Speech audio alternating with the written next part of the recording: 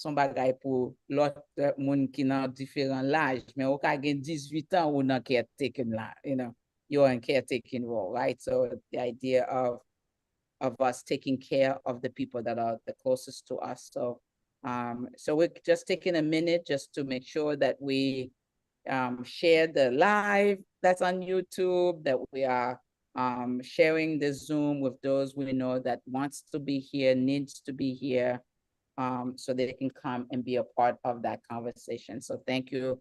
Special thank you to Pamela, who's always behind the scene, doing magical work behind the scene as well. So thank you, Pamela, for setting up this webinar and setting up the YouTube as well. So hope everybody will go and share that information as well. So welcome to everyone. As we are getting ourselves started, please use the chat, s'il te plaît, utilisez chat là, utilisez moyen pour nous qui nous tell us who you are and where you're joining us from, please. So just let us know yourself, introduce yourself in the chat, tell us who you are and where you are joining us from today, please. I know somebody will kick us off. So bienvenue, welcome again to all of you for what will, without a doubt, will be a very important conversation qui est vraiment important pour nous aujourd'hui. Donc, bienvenue, welcome again to this Rebati webinar focusing on caretaker burnout. All right, caretaker burnout. So thank you, Terry, for taking the lead, right, and introducing yourself. Yes, for utiliser chat là pour nous introduire tête nous, right? Right. So vraiment happy to see everyone. Really good to see everyone. Okay, so with that, I think we are getting ourselves started. It's 7:09. We always say we give 5 minutes so we can get ourselves situated. Nous toujours by tout 5 minutes pour sortir de on bagay allons l'autre encore. Et puis assurer que nous bien structurer tête nous. Bon, I think we are ready to go. I am super excited. C'est vraiment un plaisir pour moi that we are joined by 3 of the most formidable speakers that we have tonight to be able to speak on this topic tonight on caregiver burnout. So nous avons 3 speakers avec nous à soir qui vraiment parler de nous déclencher débat ça. Et premièrement, m'a présenté nous Yveline Alexandre. Yveline Alexandre, son thérapeute, son avocat, elle fait plaidoyer. She's an advocate. She's also the founder. C'est madame qui créé. Ça nous relève Autism 509, Autism 509 là. So Evelyn Alexander, so embarked on a transformative journey with her daughter, who's on the autism spectrum, when they immigrated to the United States in 1999. Motivated by the challenges of navigating her daughter's diagnosis and the cultural perception of disability, Evelyn redirected her career to become an ABA therapist and advocate. She founded Autism 509 as a way to empower Haitian parents to advocate for the children, raising awareness and fostering inclusion. Through conferences, radio shows, and global advocacy, she emphasizes the need for support with the Black autistic community and addresses the lack of resources in countries like Haiti. Evelyn works tirelessly to transform perceptions and empower parents to become proactive advocates for their children, striving for a more inclusive society. So with that, we say bienvenue à Evelyn. Thank you for being here. Welcome. Merci. Thank you. We are also joined by Martine Gordon, who is a pediatric intensive care nurse, award-winning healthcare leader, and a national speaker that is dedicated to autism awareness and women's empowerment. A 2-time Daisy Award honoree and recipient of the Overcomer Award, she was also named among the top 20 under 40 Yopo leaders for her excellence in service and leadership. She holds a Master's of Science in Nursing and Education from Western Governors University. She mentors future nurses, blending clinical expertise with research and compassionate care. Beyond healthcare, she's also a sought-after speaker and host of podcasts, Why Not Talk About It? Amazing podcast, where she tackles conversations on trauma, healing, and personal growth. Drawing from her journey of resilience, Martine transforms adversity into purpose, inspiring communities to advocacy, Mom, mentorship, and empowerment. So with that, please join me in saying a warm welcome to Martine. Martine, welcome. thank you for having me, ladies. It's a pleasure. I may be a little down, but I want to say thank you for understanding and thank you for having me. Wonderful, wonderful to have you with us. We know you're balancing lots of things, lifing stuff today. So really appreciate you and your presence here with us. And again, we're asking everybody who's joining, tout le monde qui a fini, qui peut venir sur Zoom là, s'il te plaît, utilise le chat là pour dire nous qui moun nou ye, qui koto sorti, qui koto branche kounya, pour nous ka connecter yon à l'autre. Et puis là, on moun qui sorti koto ye, balon ti heart, balon ti emoji. Ay, un petit encouragement dans le chat là tout. Salut, yon a l'autre dans Zoom là. And last but certainly not least, we are joined by Dr. Mashni Adam, who has a PhD and also a licensed social worker. Is an intuitive and compassionate therapist with over 18 years of experience in social work, family therapy, education, and clinical consulting. A native of Miami, she began her career in child welfare before becoming a clinical therapist and mental health consultant for community and educational organizations here in South Florida. Dr. Adam is also an associate director of academic programs and MSW online program coordinator at Florida Atlantic University. She's focusing on human development, trauma, resiliency, and clinical practice. She holds a PhD in family therapy from Nova Southern University, a master's in social work from Florida International University, and a bachelor's in family and child services from Florida State University. So please join me in welcoming Dr. Adam to the stage. Dr. Adam, welcome. Thank you for having me. Wonderful to see you all. So nous dit bienvenue à nous toutes, right? As you can see, we have an amazing group of speakers tonight who are ready and primed for this most important conversation that we need to have tonight, which is about caregiver burnout. So by virtue of your hand raising or using an emoji in the chat, how many of you would say you are currently in that role right now? Like you are in this role right now, caretaking for somebody in your life, right? Raise your hand if that is you right now. That means you are the person who's taken to the doctor, you're the person they're calling to about, or a child care, they're the person that they're calling. You are the primary caretaker of somebody. Raise them hands, because most of us, there we are, right?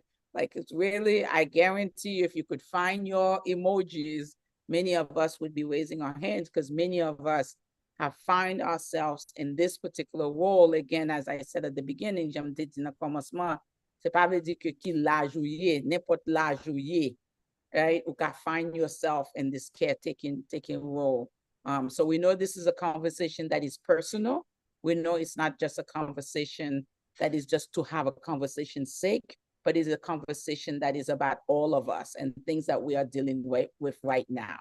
And so with that, just gonna ask our panelists just to kind of give us a brief overview from their perspective around this topic and why they chose to be a part of this conversation tonight, why they felt it was really, really important to be here as well. So let me start with Evelyn, if you guys don't mind. So Evelyn, we'll start with you. Well, thank you.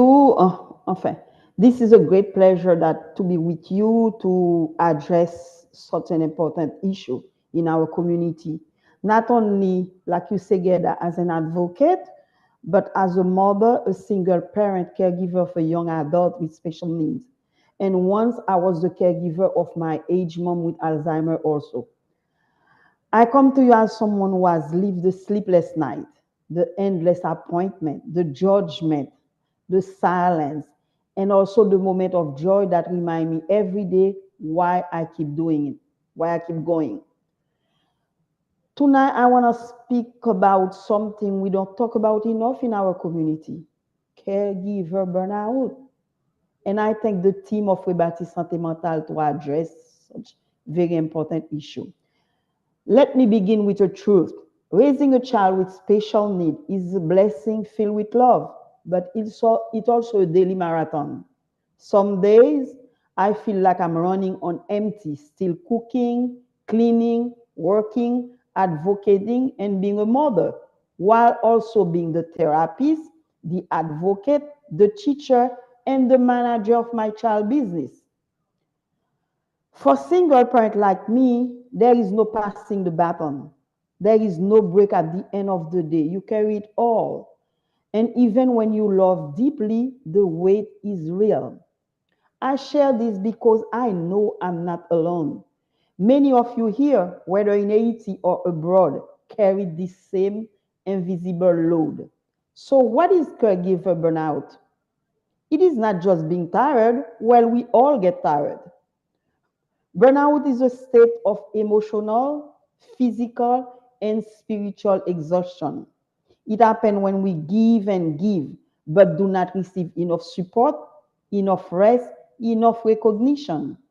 It's when you love your child. In my case, it's when you love your child, but you will feel you are losing yourself in the process. And in our Asian culture, burnout is often silent because we are told to just kembe fem balage. In Haiti and in the diaspora, disability carries stigma. Too often, family hide children with special needs because of shame or fear of gossip. Some see disability through spiritual lens. Some addition, it's a curse, it's a punishment. This stigma creates isolation. Parents don't feel safe to share their struggle, so they suffer alone. In the diaspora, caregivers face another challenge: cultural connection, distance from extended family. Back home in Haiti, you might have neighbors, cousins, or grandparents helping. But abroad, we are often left to do it all ourselves. For single parents, that isolation is even greater. Even couples feel it. Caregiving stress can shake a marriage. Sometimes one parent, most often the mother, carries most of the responsibility. That imbalance leads to frustration, blame, and sometimes separation. We must speak the truth. Caregivers are vulnerable emotionally. Many of us live with anxiety, depression, or guilt. We always ask ourselves, am I doing enough? Am I failing my child? Physically, many of us neglect our health, lose sleep, carry stress, and rarely get time to breathe. Financially, many give up job or opportunity to provide full-time care. Some of us face poverty while trying to save our children's future. But because we are Asian, we feel the pressure to always appear strong. We stay, map kembe, map mache ak bon Dieu. Yes, faith give us strength, but faith without support leave us vulnerable.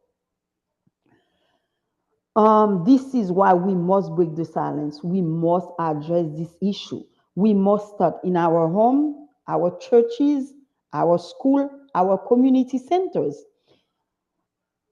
We must support the caregivers, not judge them.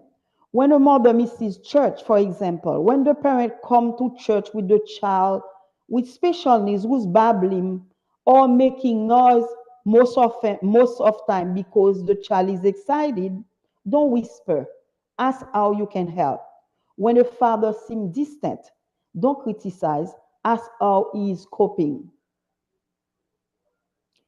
We must build network, spaces where Asian caregivers can come together to share stories, cry, laugh, and encourage one another because ou pa ka vide l'tentation l'autre si tas pour la vide. We must also look beyond the individual caregiver. We need systems, policies, and resources, culturally connected respite care, so parents can rest without guilt, therapy and services in both Haiti and abroad, accessible regardless of income, support group and training for caregivers, especially those who are new immigrants, navigating unfamiliar system, mental health services that are culturally sensitive, available in Creole and French, so caregivers can express themselves fully. And in Haiti, we need investment, school, respite care, training center, and opportunities so that families are not left to struggle alone. In bracket, I would say parent of special need in Haiti, you must know about the publication of the journal Le Moniteur numéro 79 and also the United Nations Convention for Persons with Handicap, CIPDH, of July 23rd, 2029. Ask, parent, ask. The one in charge must be accountable. I'm here not just to talk about burnout, but to talk about hope. Whether you are taking care of your special need child, your parent, like Gerda said, there's no age to be a caregiver. Caregiver burnout is real, but it does not define us. We are resilient. We are people who survived slavery, dictatorship, hardship, migration. But resilience does not mean silence. Resilience does not mean carrying the pen alone. By supporting caregiver, by breaking stigma, by building networks, we are not just helping parents, we are creating a future where every family can thrive. To every caregiver here today, I want to hear you, I want you to hear me clearly. Upapuko, you are not alone. Your love is powerful, your sacrifice is seen, but your well-being matters too. Together as a community, we can create a culture of support, compassion, and inclusion.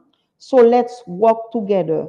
Let us speak boldly and let us build a future where caregivers are sustained, children are embraced, and our Asian community shine with dignity, unity, and love.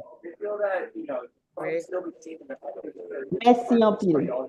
Thank you. Thank you so much. Thank you. Merci un peu, Louis. Merci. I'm gonna just ask myself, hi everybody, just if you would mute, use, if you can mute your thing. Yes, thank you. Merci un peu. Merci. You know, thank you so much, and thank you again for everybody who's joining us. And if you're joining us for the very first time, welcome to the Rebati Sante Mental mental health webinar that is done every month on the last Thursday of the month. Tonight's conversation is one that is about all of us, which is caregiver burnout, which all of us are managing, and super excited to have three of our amazing presenters with us. We just heard from Evelyn Alexander. So if you're just joining us, who's really is the founder for Autism 509. So thank you so much, Evelyn. Merci en pile for perception. I love the way you say that at the beginning, that you know, caregiver burnout does not mean that you don't love, right? So talking about it does not mean you don't love, like you love the person that you're taking care of, and it's also a lot. And how do you recognize that and create space for that? So I really appreciate everything you just said as well. So with that, we're gonna go with Dr. Adam, also just to hear overall your thoughts about as you were coming in for this conversation tonight. I know we're going to be coming in and asking each of you some specific questions that we have as well, but we would love to just ask Delencia to please mute for me, Delencia. Thank you. Dr. Adam, love to hear your thoughts around this conversation tonight. Well, thank you. Thank you. Thank you for having me. I've been a caregiver since I was a junior in high school. So I've been taking care of both my parents. Typically, this is not a role of the youngest child of the family, but I am the youngest. And it is my gift to take care of them. And it's led to my research as well. And so my research is based on caregiving and the impact it has on couples. So my dissertation was on caregiver burnout and couples and how that impact the way couples go through this process together. So we heard about how it can impact single people and people who are here and their family is somewhere else, and how, you're not alone. But sometimes you have someone in the home with you, right? And you're in a relationship, but you still carry that burden. And sometimes partners don't know how to be there for you, or they don't know that there's organizations such as um, the one that's sponsoring this panel right now, and churches, as mentioned before, or NAMI, or different, spaces and hospitals that are available to us, right? Where we can be supportive of one another, where couples can receive services. And so the research shows that, just like the previous panelist said, there's emotional exhaustion, there's physical exhaustion. And just as people in the community and people that are family members, it's important that we are connected to people, right? It's all about being a community and being stronger together. So staying connected to one another and embracing the challenges together. When you're a caregiver and you feel like you're alone, I've been a caregiver writing papers in emergency rooms, writing papers in ICU. Um, Listen, my dad is in heaven now, but this PhD is ours, we always said, because he was right there with me with, his insights on, oh, say this, or do you remember when we did this, or we had this crisis, and oh, just how your mom reacted, because they were, they're married and I was the person caring for them.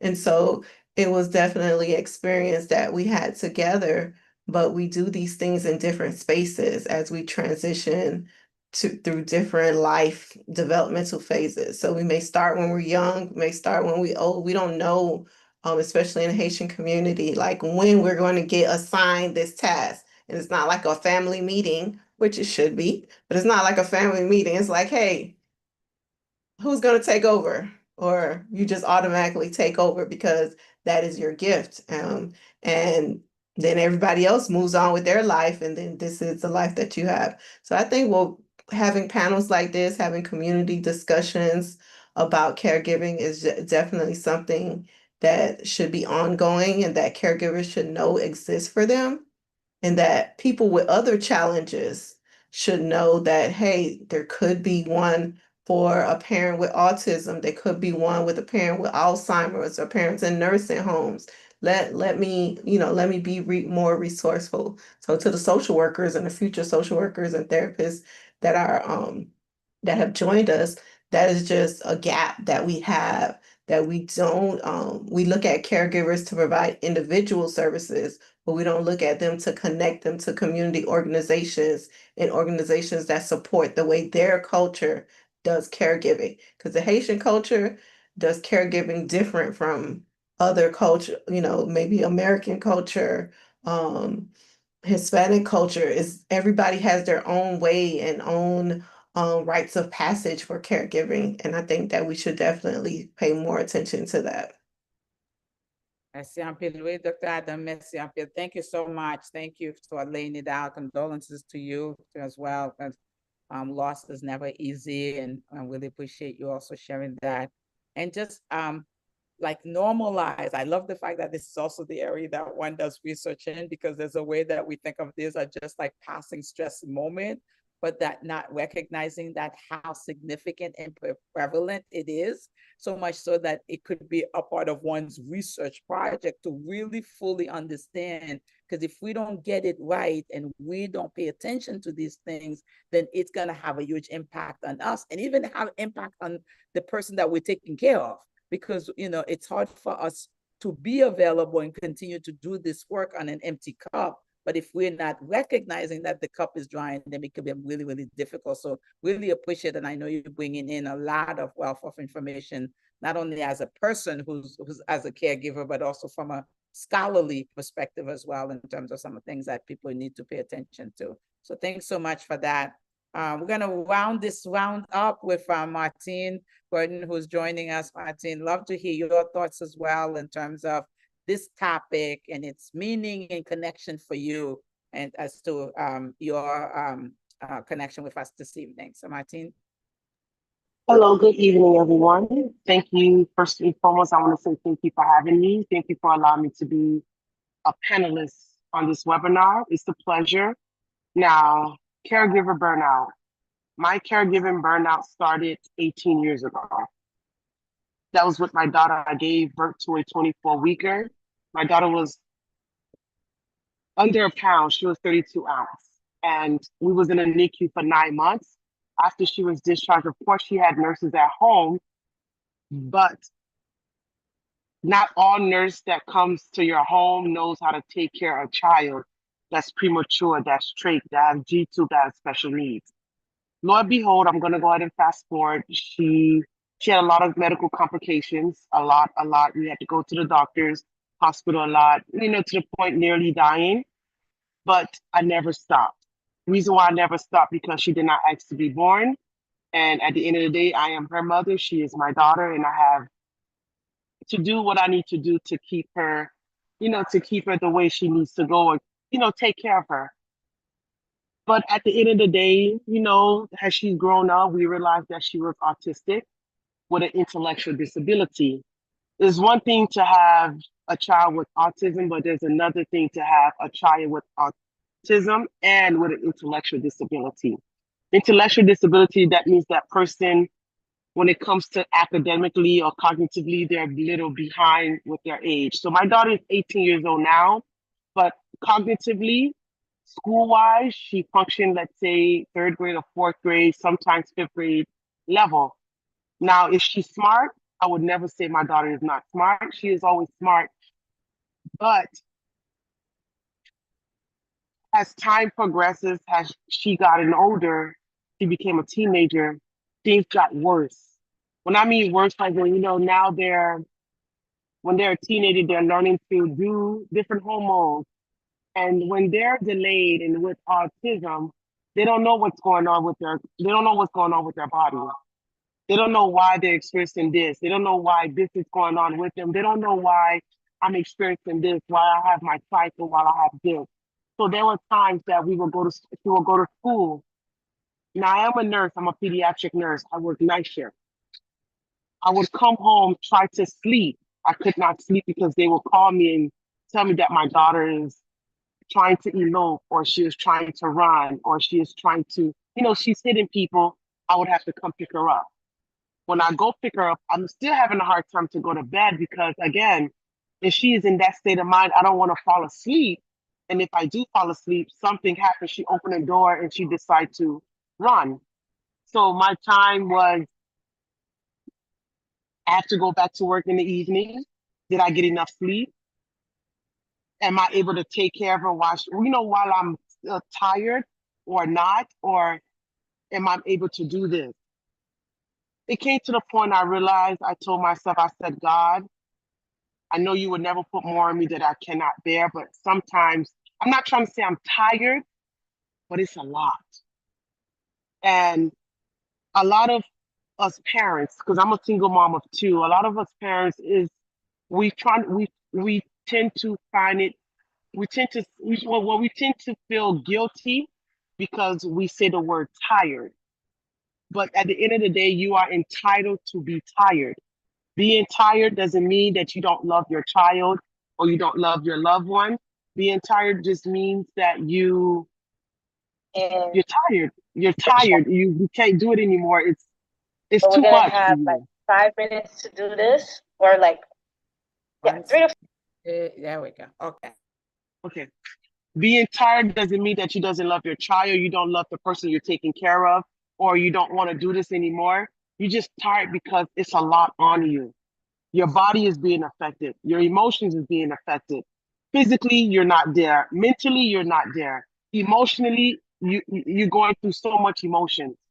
And there was times I would always try to explain myself to my friends or to other people. I'm not saying that I'm tired. I'm not saying I don't want my children. I'm tired. And they'll tell me, no, it's okay, Martine. You are entitled to be tired. You are entitled to feel the way you are because you're doing this by yourself. And when when I tend to feel burnout, what I usually do is I take a step back and I tell myself and I'll ask myself, Martine, what we doing today? How we gonna act today? What we going to do to overcome the next minute or overcome the next hour? Because at the end of the day, there's no perfect day, but there's always a day that you feel that I made a difference in my child's life, or I made a difference in that person's life that I'm taking care of today. And additional to my special needs daughter, my dad came into my dad was diagnosed with stomach cancer. Well, my dad has not been in my life. Never was. I'm 41 years old and my dad has not been in my life. However, he made me his health proxy in the month of June. And it's sad because, I don't know nothing about him. I don't know nothing about him. I don't know much. All I know, I look just like him. I look better than him if you were to ask me. But at the end of the day, going through you're going through taking care of a child with special needs and taking care of your dad with cancer, and you don't know what the next day is going to bring. It's really overwhelming because it came to the point that I got sick. And it was not sick because it was a virus. It was not sick because somebody gave me a cold. It was sick because my body was tired and I was not recharging myself. That's how I knew I was really burnt out, because I got sick. And what do I still have time to rest? No, I do not, because now it's like my brain is on overload thinking about different things. So I'm just here to say burnout is real. Don't feel bad because you do feel burned out. Don't feel bad because certain things happen. Don't feel bad when you're tired. You're entitled to be tired. You are entitled to feel the way you are, because at the end of the day, I want you to always think that you are a human first, not last. You are a human first, not last. That's all I can say for now.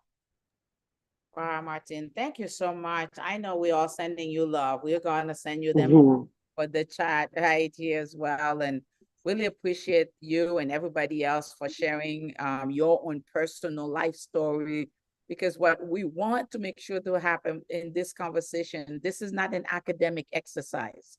This is not theoretical paper. This is not a theoretical conversation of possibly, maybe. It's a personal conversation. It's a real conversation. It is what I am living right now. It is what each of us are living right now. And what are some of the things to pay attention to? So I really appreciate all of you for understanding the assignment of keeping this conversation as real as we can. And I know that many of you who are listening to the stories, I know they resonated with you wherever you are at, and I know you're feeling and hearing our speakers as well. And so we've heard a lot of different things regarding burnout. Love, Dr. Adam, if I can bring you back in to share a little bit around some of the signs that people should be paying attention to, right? So as we're thinking about this, as we know that it is real, what are some of the signs, whether or not it's working with kids or adults and so on, whether or not you're a young person or an older person, what are some of the signs that we should be looking out for? So one of the things that Martine brought up is definitely emotional exhaustion. So there's emotional exhaustion, there's physical exhaustion. Sometimes we like, oh, that person changed. Oh, they're so irritable. Oh, they're not as friendly as they used to be. But have you thought about what they're going through? Have you thought about what they're carrying?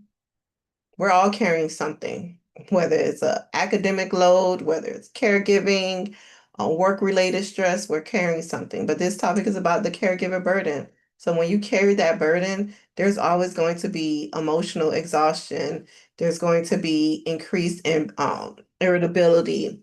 Everything talked about which social withdrawal. That person come to church every Sunday and then they're not there. And who's checking to see what's going on? Be like, oh, they're just taking care of their parent. Oh, their child is sick. Yes, but they still need that connection. They still need that connection. They still need that person to reach out and get them out of that isolation. Or maybe it's, let me come over and give you 5 minutes to walk around the block, right? Or go outside and take a break and take a breather. If you have to watch the ventilation machine, or you don't know when the last minutes are coming, and just somebody just to tap you out for a few minutes does so much for you, right? It gives you that time to have a few minutes of self-care, a few minutes of meditation and prayer that you cannot have in the presence of the family member that you're caregiving for. So looking for that sleep is so important. Martine brought up that too. Just the ability to sleep, oh, I'm not sleeping. Be like, yeah, I understand you're going these different places. Listen, that's the first thing that doctors, mental health therapists, parents always ask. Are you sleeping? Are you eating?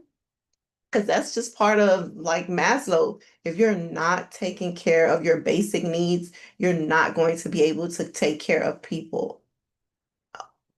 Many caregivers can attest. They've been in connection with other caregivers who end up in the same floor, in the same room, in the next bed, next to their person they're caregiving for, because they're not caregiving for themselves. There's many times where you see caregivers end up in the hospital, or the ambulance come get one, they get the other one too. Because people think, oh, it's the shock of the event. Yes, it's the shock of the event, but it's also the burden, and it's reached its point as well. And so sometimes you're a caregiver, you're not taking care of your mental and medical needs, and you end up hospitalized yourself. So that's also another sign. Also, one of the things that we're scared to talk about is resentment. We want to be caregivers and we're doing it, but over time, some people, it's filled with resentment. Why me? Why do I have to do it? Why was I chosen? Look, everybody else is living their life. Look at their promotions, look at the vacations, look at how they travel, look at their social life, we got social media, we have all these things to compare lives to. And sometimes caregivers build that resentment because we're like, hey, we were all on the same pace, but because I'm a caregiver, I have to make different decisions. And so sometimes caregiver, instead of talking loving about their family members, they have their voice changes because resentment is building in. So that's another sign. And there's a way that, we can interact with them to say, it can it can be difficult, but we know that you love this person and that you're doing this out of the goodness of your heart. And so you're just going through a rough patch right now, instead of being judgmental about how they're reacting to their situation. And then also, like, people, sometimes they just can't make any more decisions. They make decisions all day, and sometimes they don't know what they want to eat. They don't know what they want to do. They can't make other decisions because they spent all day. So they have difficulty. So it started difficulty making decisions. So it started to have an impact on your cognitive awareness as well. So those are warning signs, things that we all should be looking at as caregivers, but also people who observe others that are caregiving. Wow, thank you so much. I hope all of you were taking notes, because I know I certainly was. I have like my checklist to say, how many of those do I have right now, right?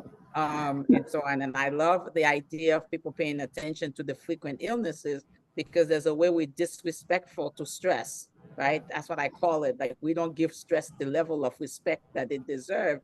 So then people keep getting sick because your immune system is so low. You're more likely to catch things because you're not sleeping, you're not eating, you're not taking care of yourself. So paying attention to the fact that you find yourself going to the hospital a lot is a really important step in terms of that. So I really appreciate, sometimes people forget that one as a part of the list of things to kind of think about.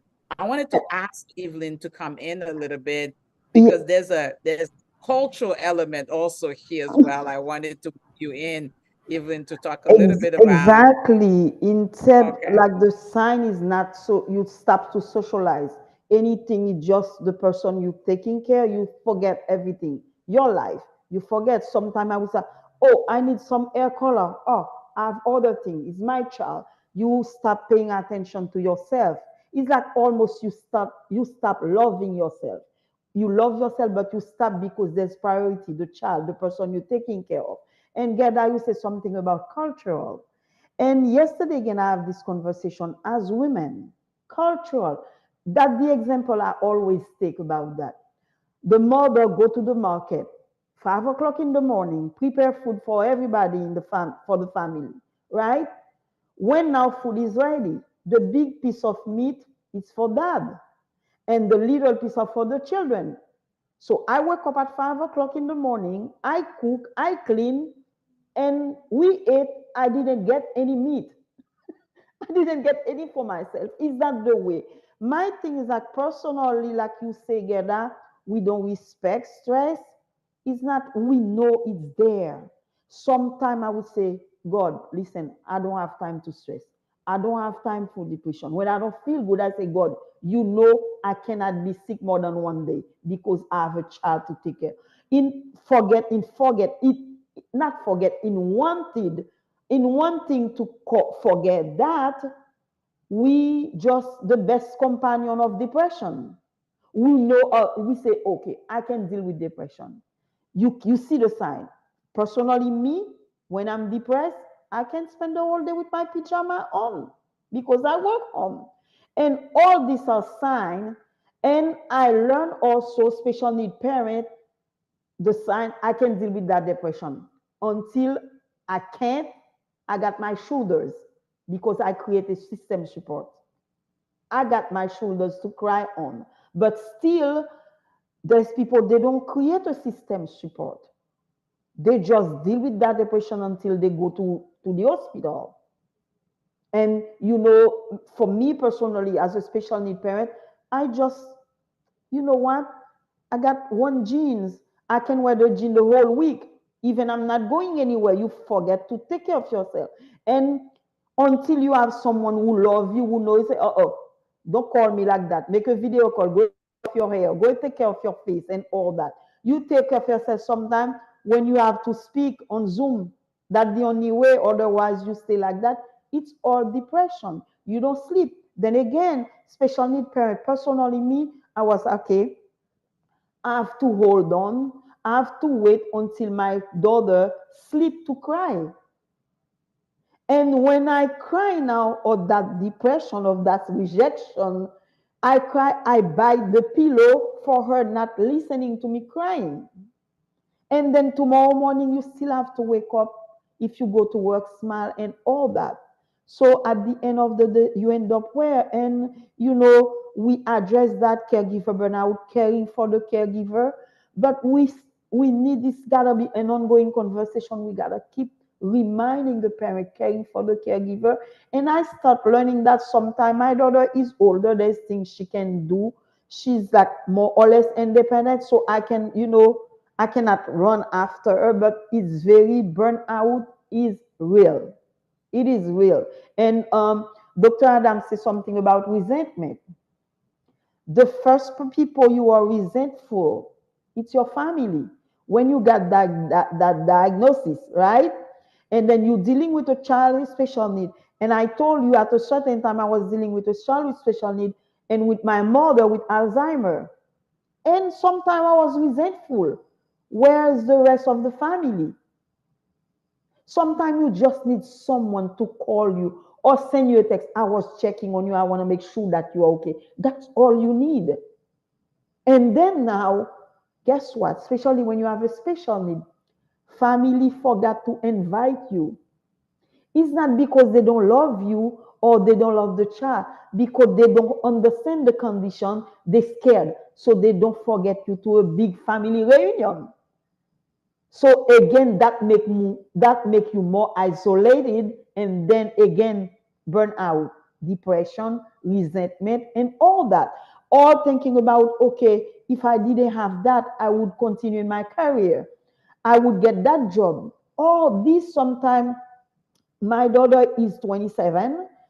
Um, you know, every time there's graduation, I got little cry because what do you have as a woman? You have a child, your child go to school, university, get a job, marry, get children.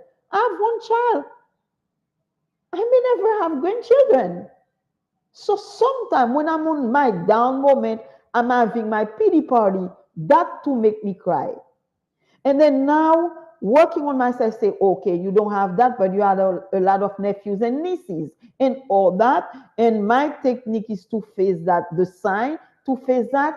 The best thing for me is journaling and create a system support because it's real and you cannot go through it by yourself. You can't. Wow.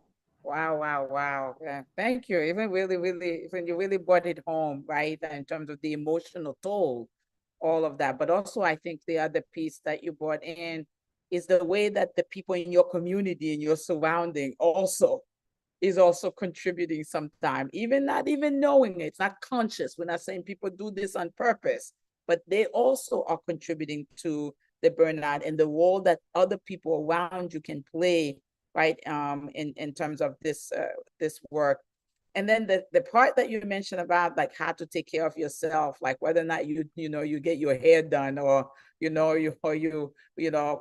your nails done or those things that makes you feel guilty. Should I be doing these things for myself, right, and so forth, and how important self-care is in terms of this process. Really appreciate you tying it all in as to all the ways that this stuff is showing up in our community and ways that we're not paying attention to it. We don't ask people who are caring for loved ones, whether or not it's families and Caitlin, we're sending love your way for the loss of your dad, right? Your way, whether or not somebody is dealing with caretaking of their family members, a parent, or a child with special needs. These are not things we ask. How are you? Is there anything I can do for you, right? We're not actively within our own culture asking, those types of questions. So it is important for us to continue to have this conversation. So I know we're going to turn it over to our audience to be able to ask their own questions because I know time is of the essence. And I know some of you may have burning things you also want to share as well. But I want to come in with that, with Martine, just to ask your thoughts around strategies. Like, what are you finding to be helpful, right? I heard Evelyn talks about journaling as an important part, right? That recognizing that having a pity party is okay, right? Like, crying is okay. You need to take this time out. But I wonder if you can share tips that you've seen to be also useful. Well, for me, I can't speak for everyone, but for me, what I find to be more helpful is I will sit back. Once I sit back and I have pictures on my wall, and my pictures is mostly me and my children. I will sit back and look at my kids and say, listen, my kids got this far. My daughter got this far. That means I did a hell of a great job. I look at those pictures because she's doing good. She's developing well. She may not be where I need her to be, but she is where she is supposed to be. And when I see that, that's what makes me happy. I like to paint. I like to go on my podcast and I just talk. And I have this thing that I do every week. I call it the weekly dose of inspiration. And I just talk about things that's going to inspire people. Though I may not be having a great day, but that doesn't mean everybody else have to be down with me. I give it, I tend, the way I cope is if I see other people happy, if I see other people being inspired, or if I see other people laughing, I feel better. Oh, I feel good because I am a jokester. I like to laugh. I like to joke around, and I just like to see other people happy. So if I can do anything to make other people laugh, that's going to make me smile. That's going to make me feel good. Or just sometimes I tend to just get in my car and just drive around. Drive around, not to show off or not to do this, but drive around to ease my brain. I step away from the place I know I'm being burnt out at. I just move myself away from there for like 5 minutes, or if I have to drive around for 10 minutes, I do that just to ease my brain. I listen to my gospel or listen to whatever music I need to listen to. just to calm whatever emotions I'm going through at the time. Or if I can call someone to talk to, sometimes, a lot of times, not everybody is available when you need them. But when you are available, even though you're burnt out, you're always available for everybody else. But not everyone is available for you. So I tend to make one phone call or two phone calls. If I made one phone call, the person I wanted to talk to did not pick up, I'll make a second phone call to another person. If I realize that they didn't want to talk, you know what I do? This is just me. I will go to YouTube or I turn on the TV and find something that's going to make me laugh. I know the movies that's going to make me laugh. I know certain things that's going to make me laugh. And I will fast forward to that moment when I know that my heart is going to smile because I went to that particular part of the movie or the show and I just turned that on. And then when the person called me back or whoever I was calling and said, oh, you was calling me, I said, it's okay. I figured it out. Because sometimes a person is not going to make you smile the way you need to smile. You have to make your own self smile. And that's, to me, that have worked for me because not everyone is going to understand what you're going through. Not everyone is going to see what you're going through because sometimes you put a smile behind a sad face. Sometimes you pretend to be happy or you pretend that you're so strong, but deep down inside you're going through a lot and you don't know what to do. So not everyone understand that because the first thing a person is going to do, well, when I was this way, this is what I used to do. Well, if that was me, that's the question. That's if that was you, but it's not you. It's me. So because it's me, I'm going to cope the way I want and I'm going to do what I think is going to make me feel much better. Now, on a nursing perspective, on a healthcare perspective, my go-to thing I would always say, like Dr. Adams say and what Evelyn say, self-care. And what Gerda say is self-care. Because if you don't care for self, no one else is going to care for you. If you don't see where you're lacking, no one else is going to see it. What they're going to do is judge you, but they're not going to see, okay, maybe she or he is going through something. Let's see what I can do to help them. They will never offer. So that's why I say always focus on yourself. People is going to look at you. People is going to judge you. People is going to criticize you. Let them. As long as you know you feel good on the inside for doing what you're doing for yourself, you move forward and keep it moving at the end of the day. So my suggestion, my advice is do what makes self happy. Do what makes self smile. Do what makes you realize that when you're going to bed, yes, you're tired, yes, you're overwhelmed, but at the end of the day, at least you can say, I made a difference in someone's life, and that person's life I made a difference towards is the one that's burning me out, but it's okay because I feel good about it. And that's all. Thank you so much. I hope that also you put that on the list too. I hope everybody, as you're doing the list of symptoms, but also the list of like the things that you can do. I know Dr. Kader asked a really important question, Dr. Adam, on the chat, because I think all of us have it. And I think even Martin, when you were speaking before about your dad, it's like there's a way that within the people in our network, people know that this person needs care, but then some people really try to shy away from it because they're like, not me, I don't want to. I don't want to take that one on. There's some that we have to take on because it's our child, but maybe there are other things that's more like related to the parent, and you're like, okay, I'm gonna get away from that one, and so I don't have to deal with the burnout. I wonder, Dr. Adam, I know you tried to respond to that in the chat. If for those who didn't see the chat, maybe you can talk a little bit about like how to manage that and how to navigate that. Yeah, I want to address two things in the chat. So one of them has to do with abuse and neglect.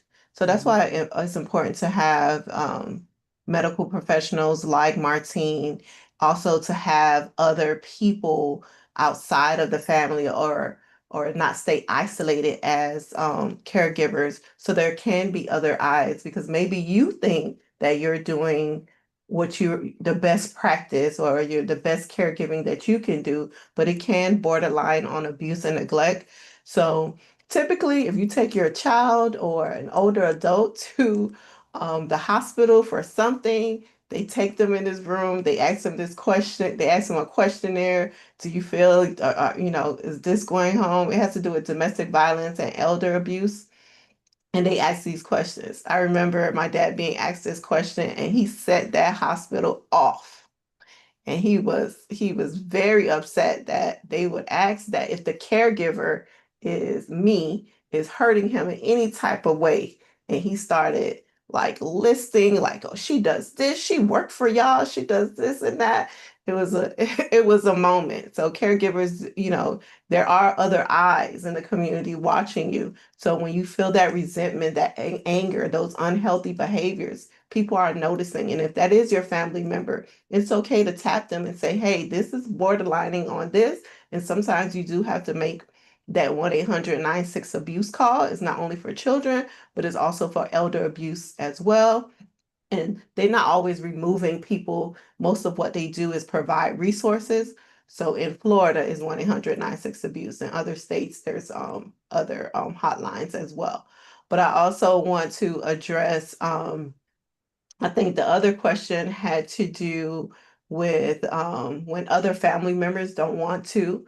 So you have to be careful how you push people into this role, right? And so you lead with compassion at first. So if those who are willing, the door is open, and those who are hesitant or reluctant, then you want to lead with compassion, because you don't want people giving the situation more stress. So you're managing somebody who's physically or mentally ill and somebody else's social emotional needs as well, right? And you don't want them to manipulate the situation for it to become about that person or individuals instead of about the person you're caregiving. Because whatever you're doing is going to make their quality of life better and your quality of life better. So sometimes a lot of hands, there's a Haitian saying, I can't remember right now, but a lot of hands in a pot, it makes it messy. So you don't want, what is it? Mel, Kabrit, Mel, kabrit ki gen, kabrit ki gen trop met moui lan kod. Mel. That's what it is. You That don't part. want you don't want that, because it'll become messy. So what I say is some families have reached out to professionals like us to help their family members understand the severity of the situation so that they can be a participant.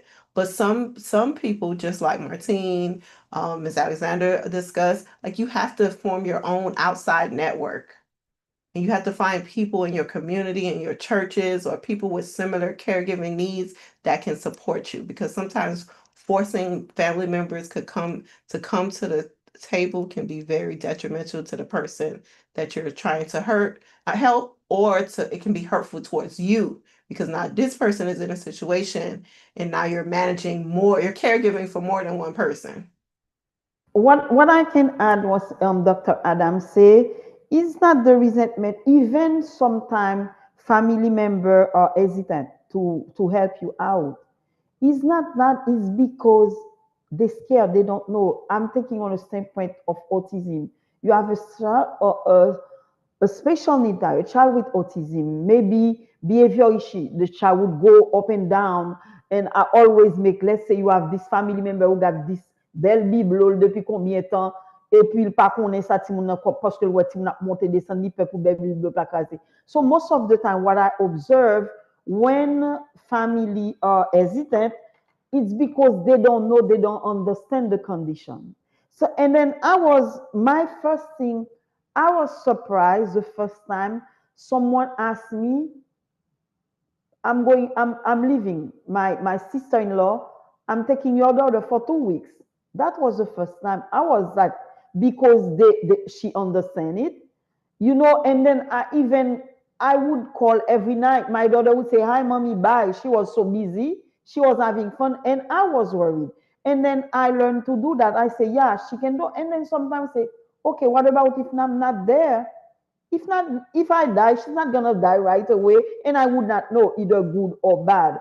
My thing, the resentment, I always meet now. Now my daughter is 27. I can see it as a joke. I joke about it to explain to. I do remember my daughter has a high fever, and we were living in New York. It was cold. She had a high fever. So coming from the doctor, and I tell my mom, "Can you stay with her? I have to go to the pharmacy." My mom panicked. No, no, no, no, go with her. I was shocked. My daughter was at this time maybe 6 or 7. That's 20 years.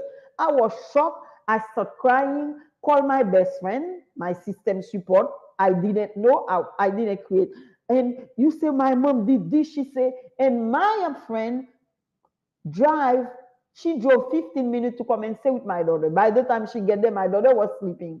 But now knowing autism and seeing the community behavior face to any disability is not my mom didn't love me or she didn't love my daughter. She was scared. She didn't know how to handle it. If I would step out, my mom would give my daughter all the cookies in the house just to give a break because she's scared. So most of the time, family members, they hesitate because they do not understand. So when I faced that, what I did, I try to, with diplomacy, educate them about the condition. When I learn something, I tell them. I tell them about my daughter's behavior. If there's something, I send them a video, and then you would find, oh, yeah, she can stay with me for 2 hours. Kita ti moun nan repos la, fait ou doit régler for. So on the caregiver point of view, we have to see that way. Most of the time in our community, people can make joke, oh, madam, the child is having a behavior issue, a sensory issue, right?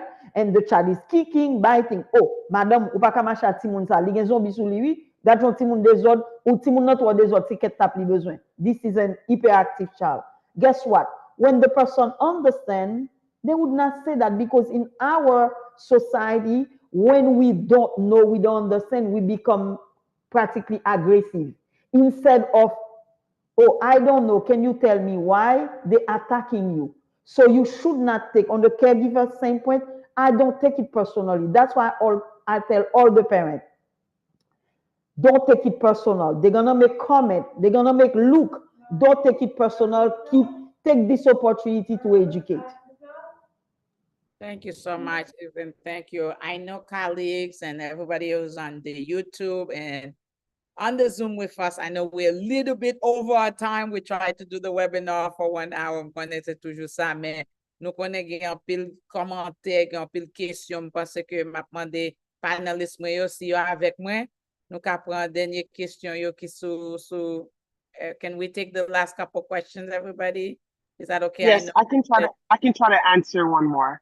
Okay, wonderful. Because there's a question about guilt that I thought would be really important for us to answer. And I know there's a question for you too, also in the chat, Evelyn, in terms of where things are now with you and with your daughter and how much care she needs from you. But I think this piece around guilt, I know, Martin, you tried to answer it. It looks like other people also saying like guilt is real, right? That there's sometimes you're gonna feel guilty around around what the sheer amount of stuff you have to do, right? Sometimes.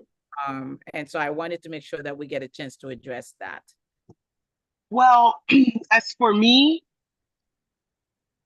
let me go back and look at the question. Said, do you feel guilty when you're taking time for yourself?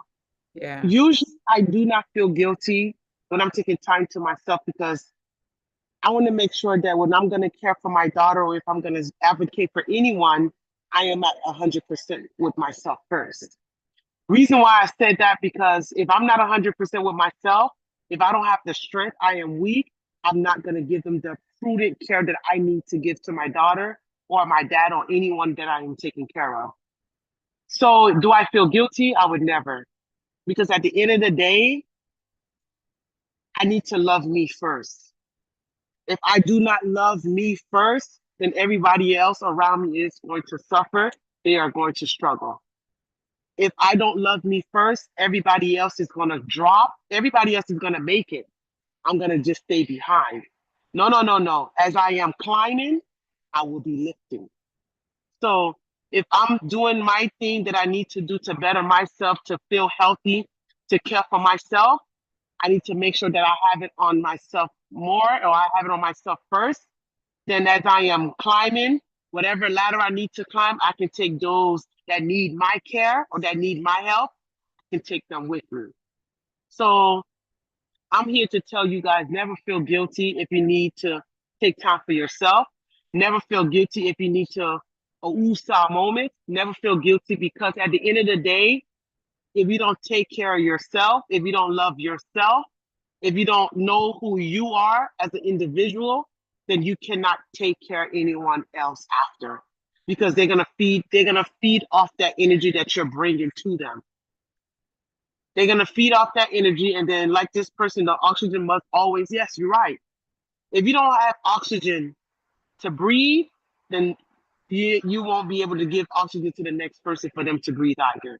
So it's like two blind leading a blind person. No, straighten yourself first, get yourself in order before you can go ahead and care for someone. And then if you feel that it's too much for you, step back, reevaluate, and then move forward again. That's all. Sound point. Dr. Adam, I just want to point you to the chat. There's a question directly also for you. Okay, great. Sounds like you saw it as well. So I know we're coming to an end. I want to say thank you to our panelists for staying true with us, even though we're a bit over the time that we had asked them to be with us. So I'm just going to ask for some closing thoughts from all of you. As we shared, this is also being live on YouTube, so we're gonna put the link again so you can share it, you can have it, you can go back to it over and over again as you need. But love to hear closing thoughts from our colleagues and speakers here. So I will start with Dr. Adam. Thank you. I just want to thank you guys for having me. I think the one thing about just caregiving in general, it always leads back to self-care. So there's nothing that we do in life that we're able to do for others as community activists, as future social workers, nurses, family members. We cannot do anything for anyone else if we don't take care of ourselves. And so what the saying is, self-care is not selfish. And so you always have to remember that. If you have to take time off, take a step back, breathe, do things for yourself, that's going to make you a better person. That's going to make you stronger and have the ability to pour into others and to pour into yourself first, by pouring into yourself first. And so just self-care is what drives, what strengthens families, communities. That's what I would say. Awesome. Thanks so much. Martine? Okay, I would say my closing thought I would always say is that caregiving takes strength. Caregiving to me is a gift. It's an anointing. Don't think it's a burden. Don't think that why me? Don't question it. It's because God knew you can handle it. God knew you can bear it. That's why he gave you the opportunity to do it. So it's not about, it's not about self. It's not about how I'm going to do this. It's not about, can I do this or can I do that? Anybody can care for anyone. The question is, do you have the strength and do you have the heart too? And if you know you have the heart too, do it. Because at the end of the day, you're not doing it for yourself. You're not doing it for that person, but you're doing it for a greater blessing. And that blessing will always come tenfold.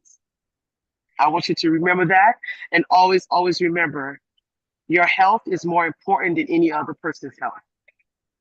Your health is more important than any other person's health. So take care of self, like Dr. Adams say, take care of self before you can take care of others. Reason why is because you can't take care of someone else if you don't have the capacity to care for yourself.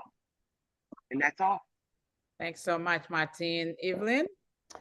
Well, like everybody say, your well-being matters. Like again, Martin say also, it's a blessing. And I always say, even sometimes you tired, the unconditional love, the deep love, even sometimes I'm tired. Sometimes I would say, I'm tired to be strong.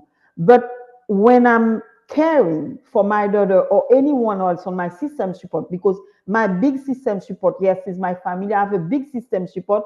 We are parent on the support group connected together.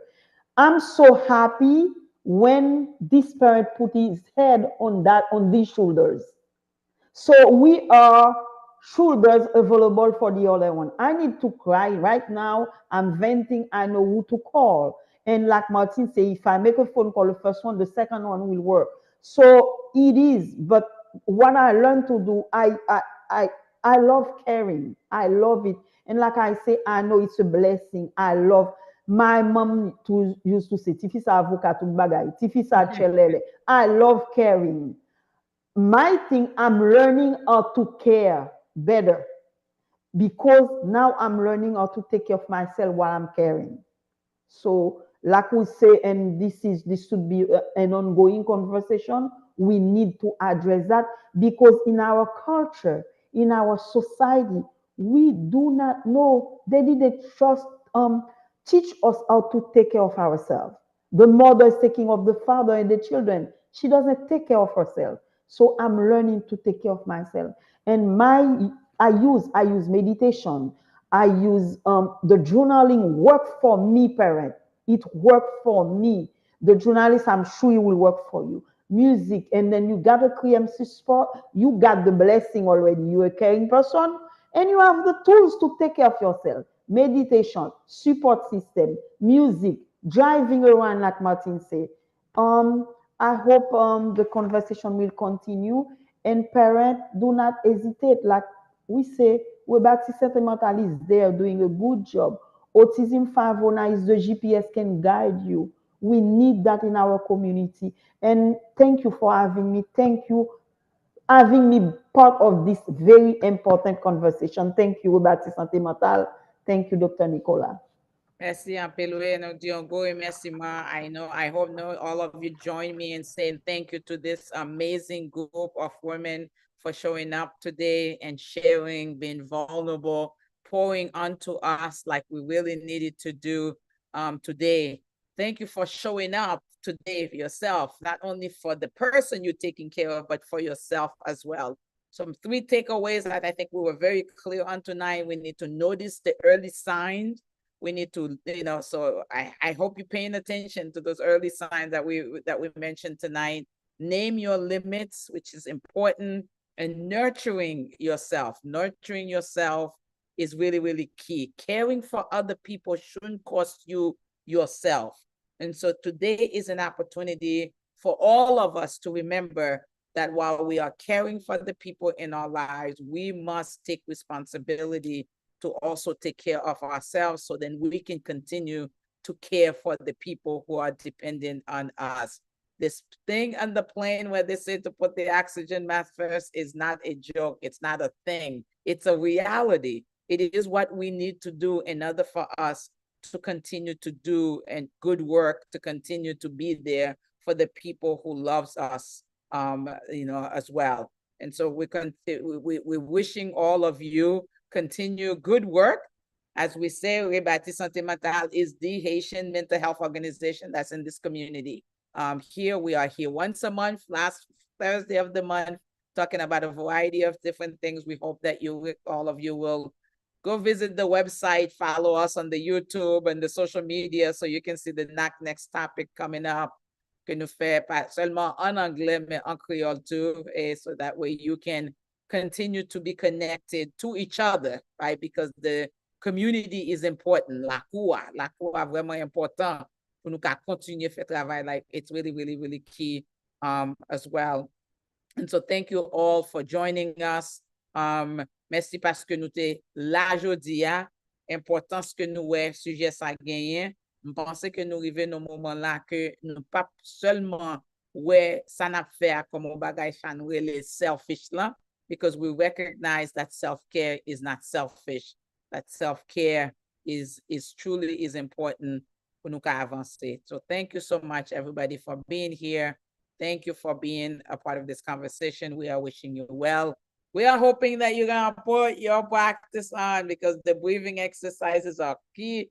So we hope that from tonight's conversation, you're going to do your breathing in. So I was going to do a little practice to send us out, right? Send us out a little bit. We're going to shake ourselves a little bit, sit down a little bit, right? Get comfortable a little bit.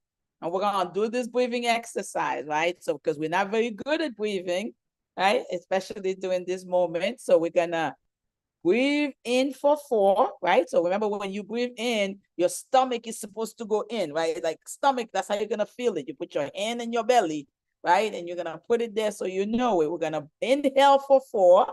We're gonna hold it for 4, and we're gonna let it go for 4. Okay, and we're gonna do that 2 times. Okay, ready? Go with me. So we're gonna inhale for 4. 1, 2, 3, 4. Kimberly, hold it. 1, 2, 3, 4. Let it go.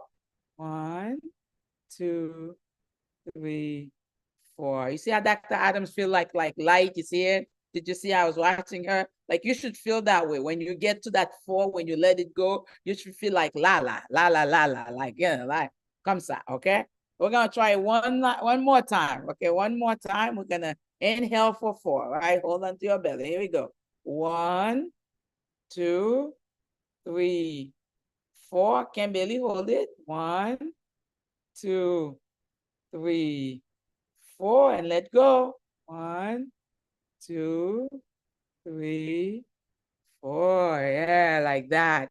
It's so important for us, like it's so quick for us to do that, but this is something we can do no matter where you are in the car.